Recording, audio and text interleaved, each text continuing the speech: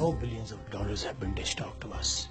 That was money which was reimbursed for the services we rendered to the United States of America and its allies.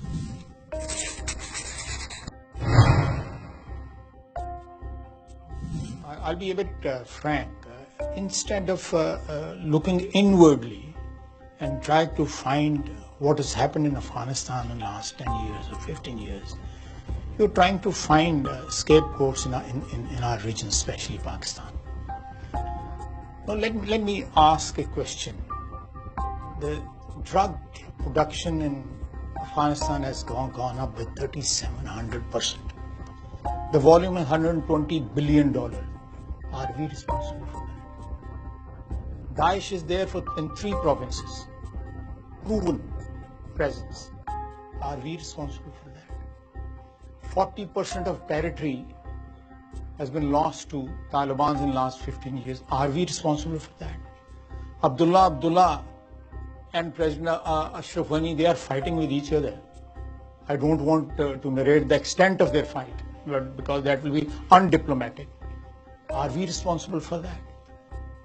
More than 100,000 American troops were there. Over $1 trillion have been pumped into that economy. The corruption, the Taliban selling their weapons, Afghan soldiers selling their weapons in open market, in open auction to the Taliban. Are we responsible for that?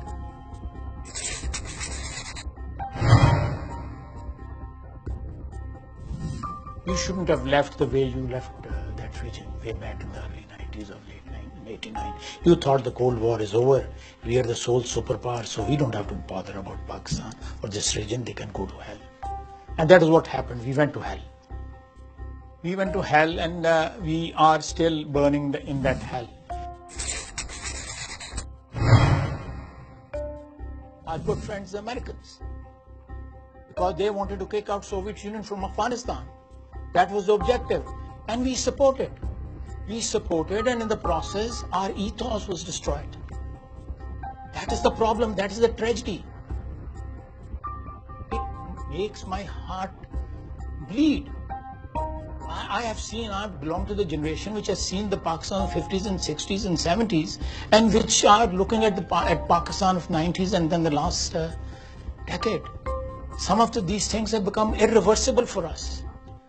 The people you are naming, the people you are talking about, the people President Trump is talking about, as politicians or as government officials, as people who are responsible for running the country, some of these things cannot be reversed overnight.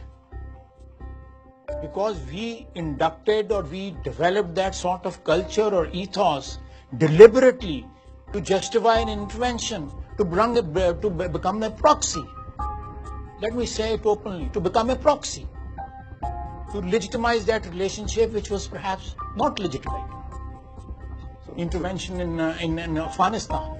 So Minister, we are paying a very heavy price. Let me tell the audience, we are paying a very heavy price.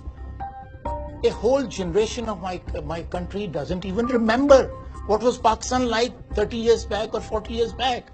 It was a liberal country where everybody could breathe. Different sects could live together. Minorities could live together. Christians, Hindus, Muslims, Shia, Sunni, Barelvi, Wahhabi. They were all Pakistanis.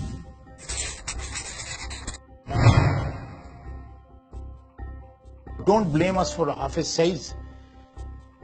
These were the people who were your darlings. Just only 20 years, 30 years back. They were being dined and wined in White House. And now you say, go to hell, Pakistanis, because you are nurturing these. I don't use the word for them.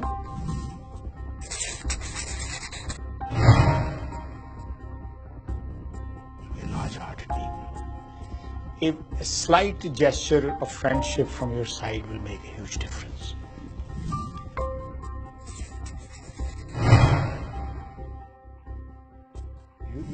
You're saying Pakistan doesn't matter to India anymore. I'm saying that if you go to Delhi, you'll hear certain strains of foreign policy saying, oh, we have Pakistan's in the rearview mirror. You know, it's all about China and East Asia for us and the United States. But they keep looking in the rearview mirror. That could be fatal, you know.